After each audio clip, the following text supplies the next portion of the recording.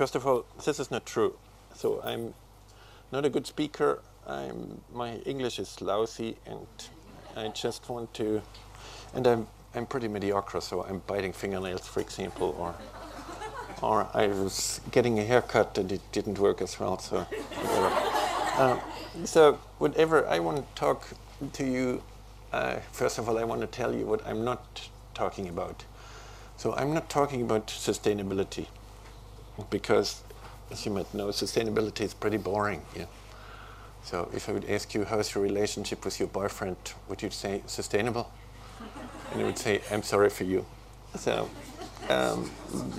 so I'm not talking about green as well, because it puts it in a little niche. You know, so I said, hey, here's green, and here I'm talking about good things which are not designed for being to go back into cycles, are just not good. So I don't need to call this green. Yes, you can see Cradle to Cradle. Our logo is pretty similar to do. So basically, and our office in Hamburg here is very close to the intention of what you do here.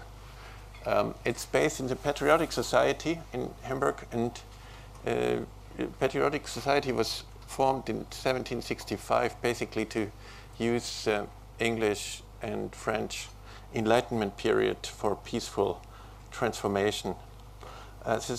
Hamburg never belonged to any feudalistic system, so Hamburg, the citizens were always on their own, so they needed to do things or it didn't happen. Yeah?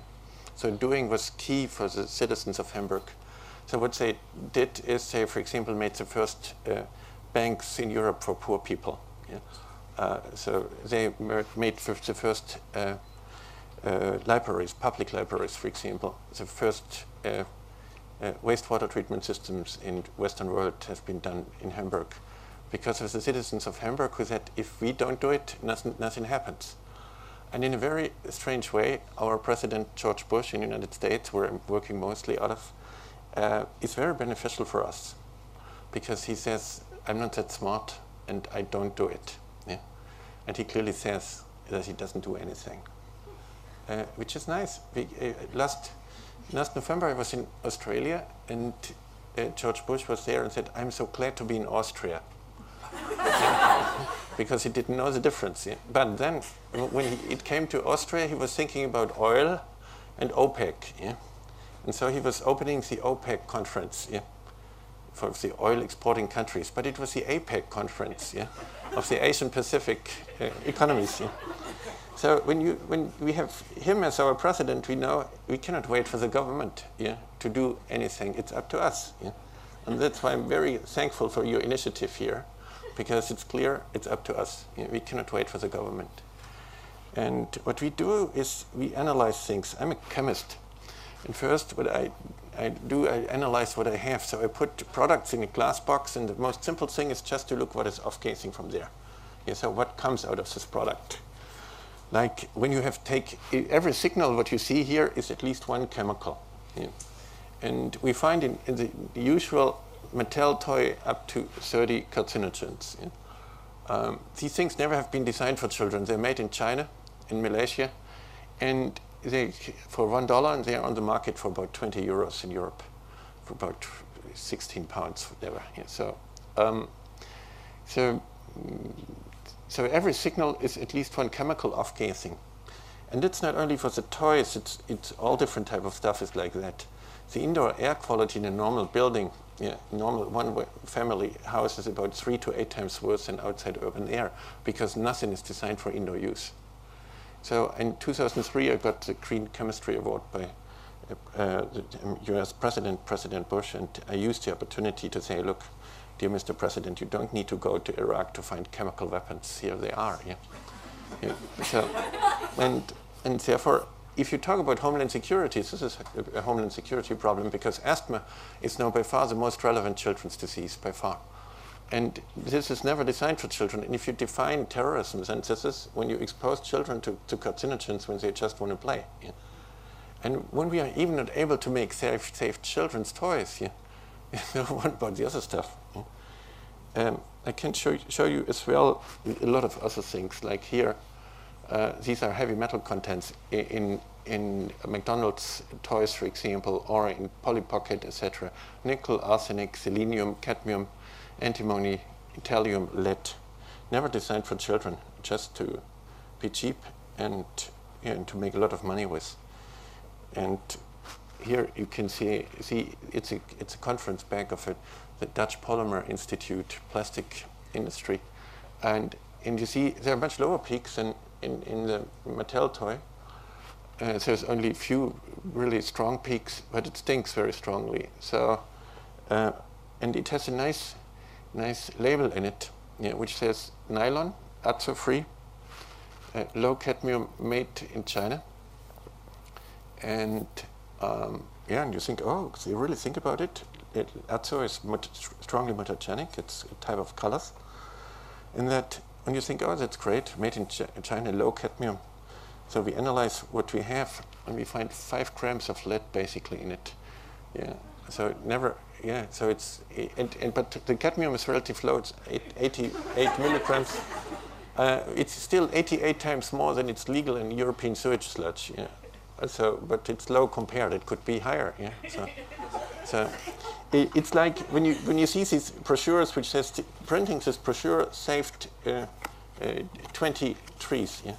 So if you would print twice as many, you would save twice as much. Yeah. So you really can do something. Yeah. We have a lot of these examples. Like here, it's a European football championship. Yeah, that was a giveaway from Shell. Yeah, amazingly high. Yeah, and here they are even not low azo. Yeah, they're 4 times higher in that heavy metals, etc. Yeah, that was a giveaway in about 500,000 pieces. Yeah, as a backpack for children.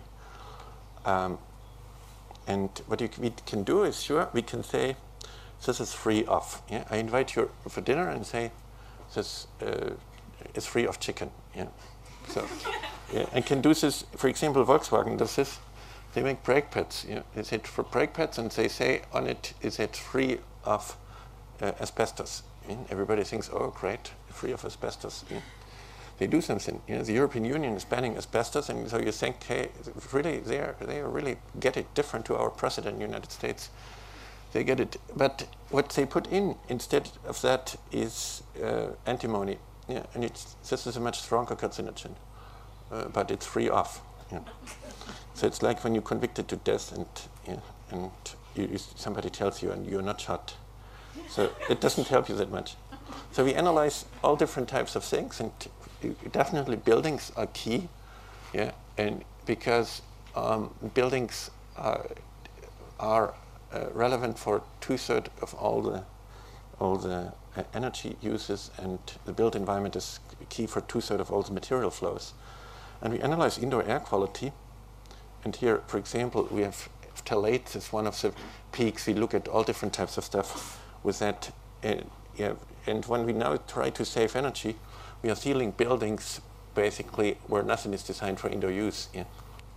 And so you can see we take stuff, we make stuff, and we make waste. This is cradle to grave. And we think it's environmental protection when we destroy a little less. For example, the British government says, please protect the environment, don't use your car that often. Yeah, it's the same if I would say, please protect your child, don't beat your child that often. Yeah. So we don't protect when we destroy just a little less. But this is how we define it. Like, for example, here, now in the United Kingdom is now planning to build more than 100 incinerators, yeah, where we lose all the materials from that. For example, just a little idea. We talk about the energy side, and it's fine because that's a good thing to talk about. But phosphate is so much more rare than oil. Yeah, and phosphate, when we put it into waste incinerators, we cannot get it back anymore.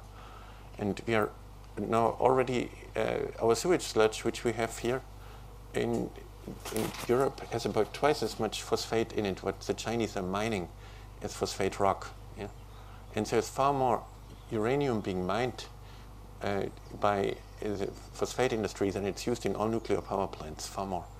And there is no legal limit in no country of the world for uranium in fertilizer. And one of the victims, for example, are people who are smoking, but as well all of us. When you're smoking just 20 cigarettes, you're doubling your radioactive intake, and it's mostly from the fertilizer. And so for the smoke, actually the lung, which touches with the smoke, is exposed to the same dose as you would have with 500 X-rays a year. 500 X-rays. One of the biggest reasons for getting lung cancer is definitely radioactivity. And so we increase dramatically the background contamination. That has some benefits because it leads to higher probability of leukemia for children, and this makes jobs. 9 cases, 1 case of leukemia makes 9 jobs. So we can do something for employment with that. And basically, what happened is we had a whole series of environmental disasters, and they're still not fixed, like Bhopal, Seveso, Chernobyl, Exxon Valdez, all different types of disasters, which never really have been solved or dealt with. Bhopal, about 60,000 people died there. About 500,000 people seriously got hurt, and not one victim got any cent as a compensation out of it, not one. And what happened is, for example, the chemical company bribed the doctors not to do medical records so that nobody could prove that was because of the accident.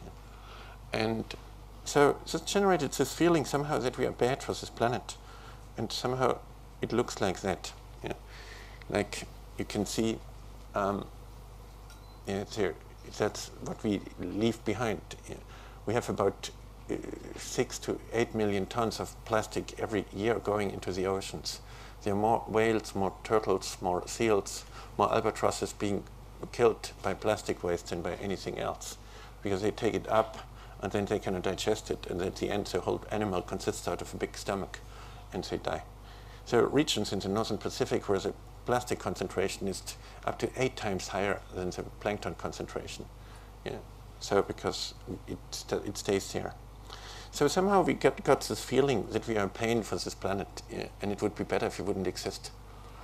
And out of all these environmental debates, we tried to say, oh yes, I'm bad, but I try to be less bad, and the best thing is don't exist. And you can see this here, for example, that's a metro in May here. There was a big conference on species diversity, and it's clear animals wiped out as humans take over the planet. It's 55% of all the monkeys we lost in the last 30 years, not anyhow before, in the last 30 years. So more than 70% of all the dolphins disappeared. So it's really a critical situation. Of some animals, it's more than 95% which got extinct already in last 30 years, not anyhow before or whatever. And only human beings take over this planet 60% more children. More human beings on this planet. And the funny thing, at the same page, the DO conference, when it stayed here, it just do. And so maybe you know this joke, there's one planet meets another planet and says, hey, you really look terrible today. The planet says, yes, I have Homo sapiens. And then the other planet says, don't worry, I had this before, it will disappear. So somehow we generated this feeling that it's better if you wouldn't exist. And when you can see one of the pioneers of talking about greenhouse effect says no goal is more crucial for healing the global environment than stabilizing human population. In Israel, we say one person who saves a person's life saves the earth. Here it's the opposite message. One person who kills another person saves the earth. Because this guy doesn't say, hey, the most crucial thing is to stop Guantanamo Bay, for example, or to make sure that all the children have enough to eat, or and have education, or water, whatever. No, there's no goal more crucial for healing. Strange type of healing. That means, hey, the more people you kill, the better. And out of this, we are not very creative because we think, hey, we are too many people on this planet.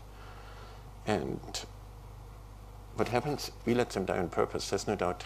We talk about, oh, how we could be in a totalitarian regime, really we would have been fighting against it. That's not true. All of you are allowing 5 million children to die every year because they don't have healthy drinking water, just because of that. I do a lot of work for UNICEF, and it's clear it would cost us 1 cent a day to provide these children with drinking water. We let them die on purpose. The European Union for Africa is only 1/3 foreign aid what it was 30 years ago. The second most money goes into China to build waste incinerators. Into Shanghai, for example, the German incinerator for waste which even doesn't burn. So they need to add 30 tons of oil.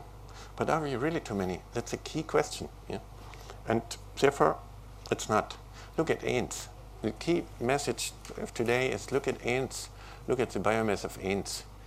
The biomass is about 4 times bigger than of human beings. So take all the ants here, not the number, the biomass, the weight of the ants compared to human beings is 4 times higher for human beings, for ants compared to human beings. And because these ants live so much shorter than we do, only about a few months in average, and because they work physically so much harder than we do as an average, they equal about 30 billion people on this planet from their calorie consumption. So we are not too many, we are just too stupid. So we have a design problem. And that's when we don't need to apologize for being on this planet. And we don't need to look at a child and say, oh shit, overpopulation. No, we can say, hey, look, let's talk about design. Let's talk about how to organize our material flows. But this is not about consuming less energy efficient lighting, alternative fuel. It's just the way to hell is paved with good intentions with this. That doesn't make sense. It's like rearranging the deck chairs in the Titanic. We try to minimize, to reduce, to avoid. Maybe it's even a little more positive. We bail out the water out of the Titanic with a tablespoon instead of a teaspoon. So we do something. It goes in the right direction. For example, you can do a lot. For example, you can stop drinking sparkling water. Then you can minimize your carbon dioxide emissions. You can stop going to Mexican restaurants, and you can minimize your methane emissions. You can cut your hair shorter. You can reduce your shampoo consumption. So you can do a lot. You can really be less bad. And this is what we got out of the whole debate. This is this traditional cradle-to-grave thinking. The target is zero. You can see this everywhere. Reduction, avoidance, minimization, prevention. So I'm 100% bad, and my goal is to be 90% bad tomorrow, and the best thing, I don't exist. So when you now put a green label on any of your top products, it says, hey, if you don't buy it, it's even better. Because you can reduce your ecological footprint like that. Minimizing, reducing, avoiding, all guilt management. It says human beings are bad anyway. It's supported by Protestant religious thinking to say human beings are bad anyway and only can be redeemed by God. And it says the best, we don't exist. Zero waste, zero emission. But look, even if you would shoot yourself right now, but don't do it, please. You would have emissions. So it's a goal which you cannot achieve anyways. So what we talk about is, instead of efficiency, effectiveness. Efficiency means doing things right. And when they're wrong, they're perfectly wrong. For example, East Germany has been protecting the environment so much better than West Germany. Far, far better, just by inefficiency. So they couldn't destroy all the wetlands because their system was not efficient. So when you do something wrong, don't make it perfect, because then it's perfectly wrong. So the first thing is not to say being efficient, so doing things right, but asking what is the right thing to do. So where do I want to be? In 5 years, in 10 years, in 20 years. Now I have a positive agenda, and even I don't need to be perfect anymore. I can say, hey, look, I reached 10%. And dear customer, the more you buy, the quicker we are to make a change. So the faster you can help, now buying becomes a positive thing. And you can help to really change things. And to understand the difference between efficiency and effectiveness, think about Mozart being efficient, or think about a nice dinner, being efficient, a tablet with some flavor of whatever place, Italian flavor, and a glass of water. very efficient. Yeah? Think about falling in love with somebody, completely inefficient. Yeah? So everything in life which is really nice is not efficient. Why do we want to be eco-efficient? But you find it in all the architecture magazines, in all the stuff in that. Yeah? I know it might be a lot here. Think about efficient sex. Yeah? So everything what is nice is not efficient. Why do you want to be eco-efficient? Everywhere you can read about it. Yeah? So we talk about effectiveness, and think about a lipstick, for example. Yeah? Completely inefficient, but amazingly effective. Yeah? Yeah. So just that you see the difference. Yeah? It's key. So look at the tree in spring. No reduction, no avoidance, no minimization. But every waste equals food. Yeah? Every material is a material. It's even not waste equals food, it's food equals food. Yeah? Because even when we talk about waste equals food, it's only because it's for beginners here, yeah, that people really see the difference. But when you talk about waste equals food, people still think about waste. Yeah? It's like when I tell you, don't think about a pink elephant, you still think about a pink elephant. Yeah? So when you talk about zero waste, you still think about waste. Yeah? So basically the right term would be food equals food, yeah? Nutrient equals nutrient. Yeah? And therefore we can use current solar income, we can celebrate diversity. Yeah, look at this tree. If your buildings would be designed like trees, yeah, how nice would this be? Yeah? It takes up carbon dioxide, it makes oxygen, it makes soil, it's a habitat for at least 200 species. Yeah? It regulates the water flows. Yeah? How nice. Look how primitive our buildings are, even the green ones compared to such a building. So let's make buildings like trees, and in Cradle to Cradle, you see there is a mistake in it. It took me longer to understand it. There it is celebrating diversity is here, but in the book you find respecting diversity. But with respect, it will disappear anyways as well. Yeah, so diversity needs an active support. Otherwise, we will have all the one-size-fits-all standardization, homogenization of our cultures, of our social life, etc. Yeah, so it needs active support. So in the Cradle to Cradle book, this is wrong. And you see, we learn in what we do. So when you define everything positive, everything what is ideal is A, everything what can be optimized is B, everything C can be tolerated, everything what is dangerous is not acceptable, and when it's not characterized, it's out of that. First we need to know what it is. So it's like, when I invite you for dinner, I don't tell you free of. I give you the recipe what it is. The same thing as we need to make a recipe of all our materials to become nutrients for the biosphere or for the technosphere. Now we have a positive agenda, yeah? And you see, now our customer is our friend, no longer our enemy.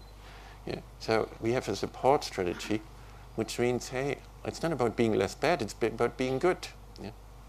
And less bad is not good, it's just less bad. And so let's be good.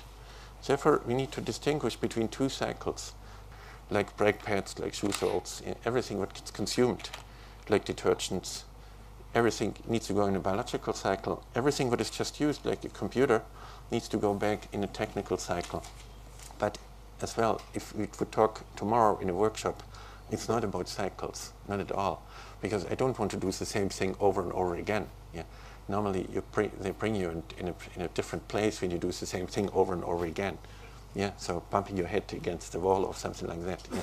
They're taking care about you. Yeah, so it's not about that. Yeah, so let's talk tomorrow about that.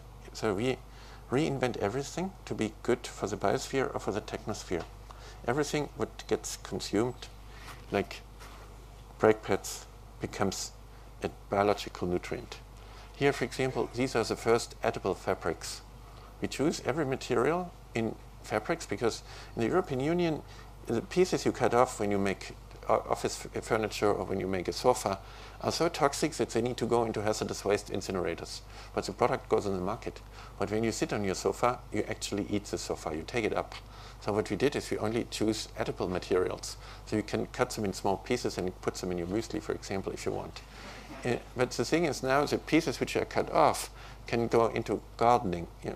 The new Airbus 380, for example, all the orders right now come with these edible fabrics, because indoor air quality in airplane is a very crucial problem, yeah, and the airlines industry knows that. We do T-shirts, for example, here. It's the first black, deep black in human history, which is designed for skin contact. You see all these designers here wearing this black stuff. Yeah, you think, my God, that looks cool. Yeah, but it's pure hazardous waste. And out of this, in the last 3 months, we analyzed all different types of designer brands, yeah, and whether it's Armani, Gucci, Louis Vuitton, or you can choose Boss, whatever you want, yeah, Dolce & Gabbana, whatever, all the stuff. And I can tell you, if you're not rich, yeah, it's beneficial. Because it's pure hazardous waste. Never designed for human beings, only designed to look somehow nice. And to give you good news, because we have been talking about so really critical stuff, fake is better. Yeah. So the average fake product only has about 50% as heavy metals in it compared to the average non-fake product. Yeah. So you can do something to protect the environment. Buy fake. Yeah. So we call this compostable. Yeah, it's this T-shirt. But basically, just to be compostable is normally not enough. Yeah, it needs to be beneficial for the soil. But we call it biodegradable because we cannot call what it is. So we need to reinvent not just the materials, but as well the communication about it. Because when we would say, this is the first T-shirt in human history for skin contact, yeah, then people would say, and what about the other stuff over there? Yeah. So the production would cannibalize itself with it. Yeah. So we call it biodegradable. So people think it rots on your skin, you know, or somehow, but they think it's funny. So, and it can be made in Europe, yeah, and it's about 20% cheaper to make, because you don't have water problems, you don't have any type of other waste problem, because you put basically the filter at the beginning in the sinking, and then you don't need the end of pipe filters after that. So we can use 30 years of blaming and shaming to make far better stuff. Here, for example, you can see a Herman Miller chair. You can use the polymer for 200 times for the same purpose. This chair can be disassembled in less than 5 minutes, and another chair can be disassembled in less than 30 seconds already. And with this, the assembly process is so much easier. You're no longer selling a chair, you just sell healthy sitting.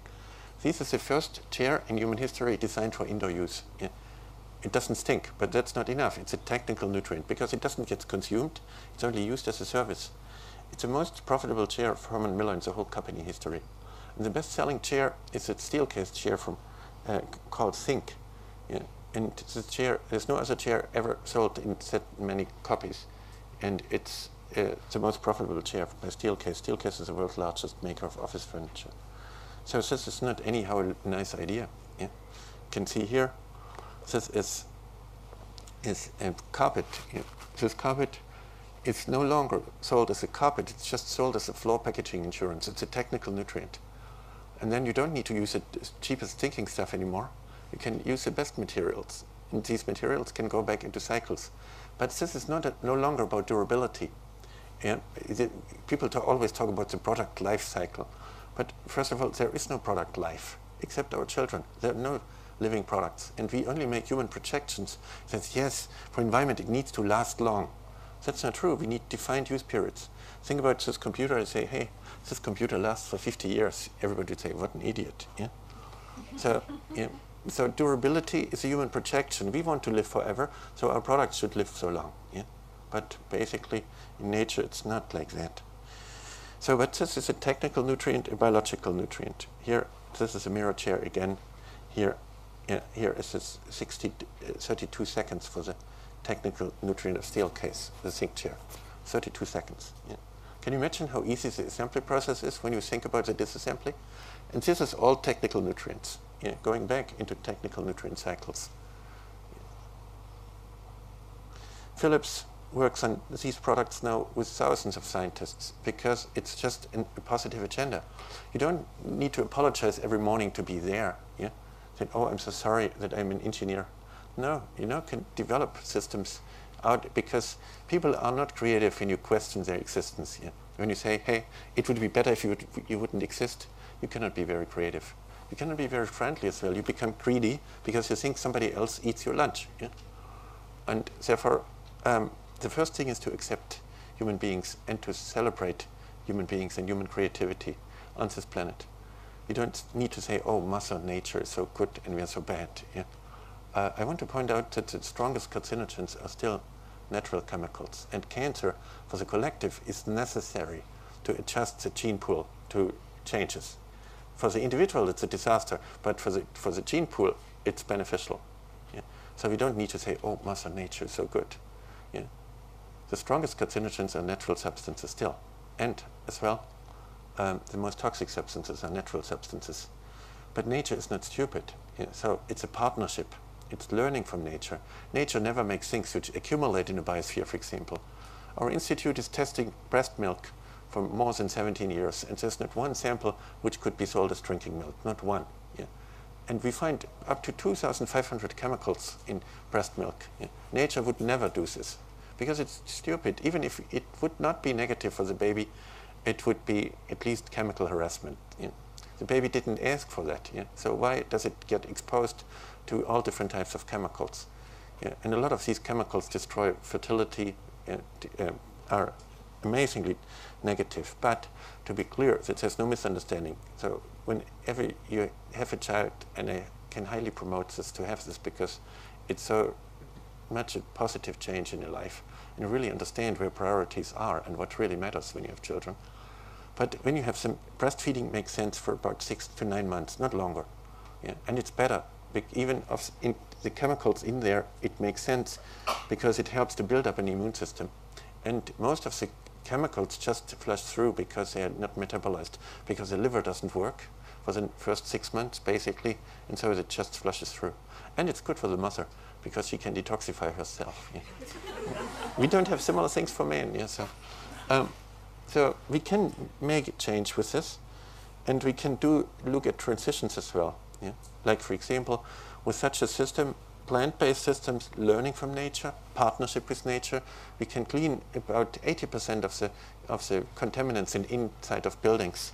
Yeah? Coming out of NASA research, how to do a clean air in spaceships. Yeah? And it's clear the spaceship Earth needs technologies in that. And these root-based systems can actively clean the air. And they can be made very nicely. And they can generate an understanding of that. You can see this, Le Laboratoire in France makes these things, in Paris. Very nice. So this is not about reduction, avoidance, minimization. It's not about reduce, minimize, recycle, whatever. It's about making things which are positive. So it's no longer about reduction, guilt management. It's about innovation. So this is not dematerialization, it's rematerialization. And therefore, we have a lot of examples now. And you can see it changes the whole agenda. From waste management, you come to nutrient management. Like in Holland, in Netherlands, the whole Netherlands are changing into a cradle-to-cradle society. That's $60 billion of purchasing power, which will go into cradle-to-cradle. That's why Philips, DSM, Acto, all the big Dutch companies are now doing cradle-to-cradle research to change this. And you see, it gets support from the top, and it gets support from the management across this. Yeah? Yeah. It's not a new invention. It's more recognition of existing activities, discovering what our business is really about. Yeah? We embrace and support it. That's Ruud Sontag, which is the third biggest waste management company CEO in Europe. Or here you can see Stef Gravendijk. Stef Gravendijk is the CEO of Desso, the second biggest carpet maker in Europe. Yeah? And they're based in the Netherlands. Now they have a positive agenda. Normally you say, hey, couldn't I use my carpet a little longer to minimize my ecological footprint? No, now say, hey, the more I buy. In 2015, they have a plan for every month. They plan exactly what they want to do for every month. And in 2015, they will have all the materials as cradle-to-cradle materials.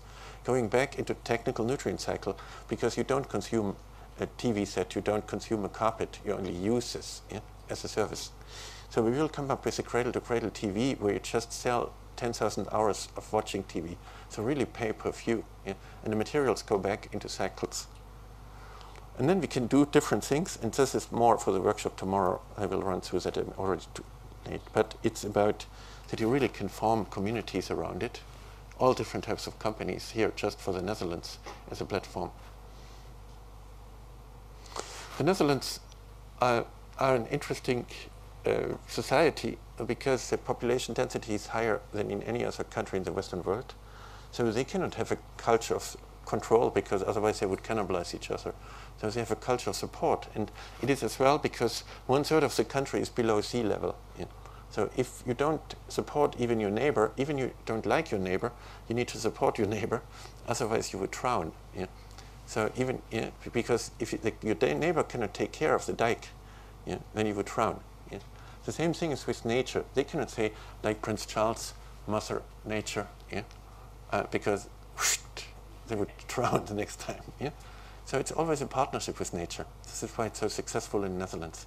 Yeah. Learning from nature, but as well respecting and celebrating human genius at the same time. Yeah. So the whole country is changing very fast. The whole region of south of Venlo in the south, 2.4 million people.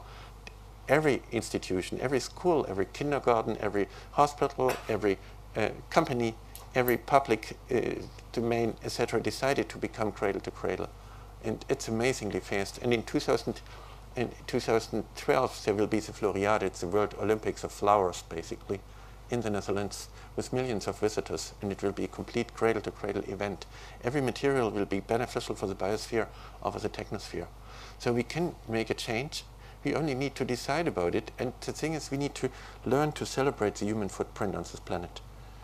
We do this for a lot of things, yeah? Like products, yeah, like Ford, for example. We work on a car, you really only pay per mile instead of selling the car, you're selling the use of the car. Yeah. So now you can have an energy-saving car, a car which doesn't need maintenance, includes insurance, so we are interested in a safe car because you just pay per mile. And then it makes sense to use public transport as well, and you can give the car to your neighbor as well because you know exactly what a mile is costing. Yeah? We do things for Aveda, for all different types of products, where we reinvent everything to be good for the biosphere or the technosphere. Look, this is one of the saddest things I ever saw in my whole life. This is the so-called ecological footprint calculation. Yeah? So you can read it everywhere. People try to minimize their ecological footprint. I understand it. When you're in Sweden, your footprint means that the soil doesn't come back for more than 30 years. Yeah? It just means soil erosion. So you try to minimize your footprint. Clear? Yeah? That's why you calculate your ecological footprint. What you do is then you see this in these corporate social responsibility reports. It says, yeah, the first chapter is about how to minimize waste, how to minimize water, yeah, how to minimize energy, yeah, so how to minimize natural resources. The next chapter is already no longer about human beings, it's about human resources. Yeah? Yeah? So human raw materials. And the clear logic is how to minimize resources. Yeah? Yeah? So that's what happens, and you can see this here. If you standardize the human footprint from Human Development Index from 0 to 1, yeah? So the highest development here you can see in the United States, 0.95, for example. Yeah? And it takes about 9 planets for that. So it shows how much planets do we need for a certain Human Development Index. And it's said here, here is the world average biocapacity available per person, ignoring the needs of wild species. So we already gave up these wild animals. Yeah? That's clear. Even that's official United Nations work. Yeah? Not anyhow. That's how the world thinks. Yeah? And you can see India, for example, it's here. Yeah. India only has a Human Development Index of 0.6. You know, McDonald's is just a higher human development, isn't it? Yeah. The rich culture in India has only 0.6 as human development. How perverse, yeah. So, but this is standardizing on certain parameters, and then, oh, this is a low human development, and this is high. And the key goal is to have a low footprint here, yeah, in this box, and a high human development index, bigger than 0.8. There's one country in this, yeah, in the world who really fulfills this. Which one is it? Cuba. Yeah. What it means is you only need to turn your country in a completely inefficient system, then you protect with it. Yeah? Secondly, you need to put your country in a big concentration camp, then it works. Yeah? So will be the future. Yeah? We will have an ecological footprint of 2 tons per person, and when you used it up, you will put into artificial coma, yeah, for the rest of the year. Yeah? Yeah? And then next year you get another 2 tons. Yeah?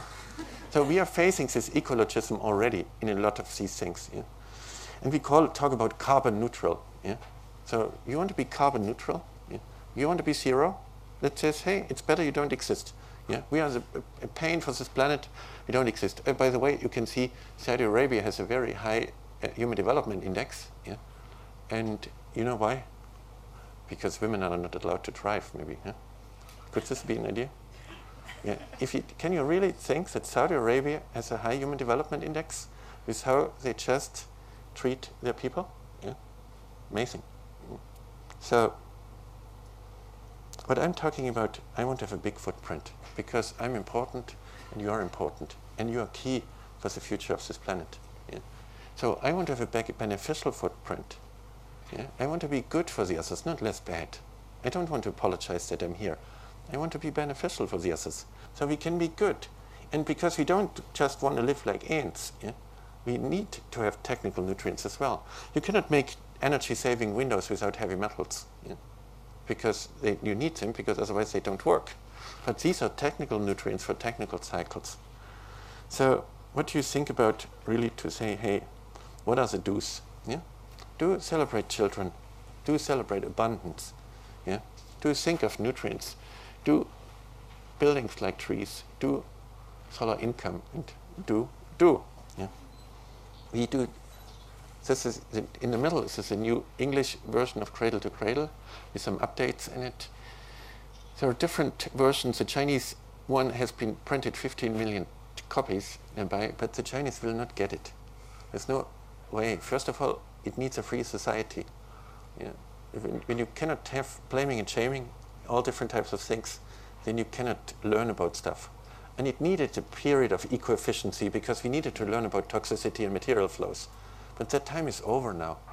But the same thing is, hey, you cannot change things when you have fear. Yeah? It's like in Germany, people say, you must have fun. There's no fun with that. Yeah? It's like, you must be creative. You're not creative. Yeah? So out of fear, we are not creative. We cannot reinvent stuff. So it's up to us. We cannot wait for people in China to do it. They will need their time first, and they will need this open society for that. It's up to us. It's up to you. We will do a fair in Frankfurt, and I really would like to invite you to come, and maybe as well to show where you are with what you do. From the 12th to the 14th of November, we will show about 600 cradle-to-cradle products here. And this is a nice thing. It's the first thing. It's about new tech. It's about nutrition. It's about upcycling. It's about not recycling. It's about upcycling, because we don't want to be born again always as a rat, or do you? Yeah. No, we want to keep the intelligence of things and add more intelligence. This is why it's not about just staying in the same cycle forever. Yeah. This is about triple top line, not about triple bottom line. Yeah. This is environmental innovation, and this is about community building. We cannot delegate to some aborigines being native to this planet. It's up to us. This is why we invite, together with the Frankfurt Fair, new tech, and to demonstrate how the future can look like. And you're invited to come. This was the beginning of Cradle to Cradle, and then we can talk about where we want to go. Thank you very much.